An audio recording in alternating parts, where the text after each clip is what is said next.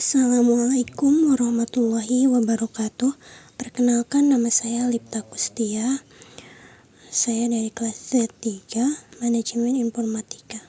Saya akan menjelaskan tentang dinamika historis, konstitusional, sosial, politik, kultural, serta konteks kontemporer penegakan hukum. Pendahuluan, dinamika historis mengacu pada perjalanan sejarah, perubahan dan perkembangan hukum dan konstitusi suatu negara. Sejarah konstitusional termasuk perubahan-perubahan konstitusi yang membentuk dasar hukum yang ada saat ini. Hal ini melibatkan proses politik, perjuangan masyarakat, dan keputusan pemimpin yang mempengaruhi konstitusi.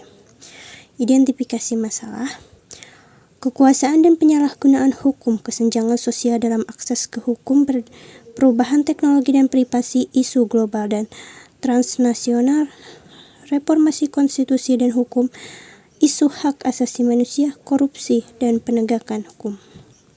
Hasil dan pembahasannya, interdependensi faktor-faktor dinamika penegakan hukum dipengaruhi oleh hukum yang kompleks antar faktor-faktor historis, konstitusional, sosial, politik, dan kultural. Sejarah konstitusional dapat membentuk kerangka hukum, sementara faktor sosial dan politik mempengaruhi prioritas hukum.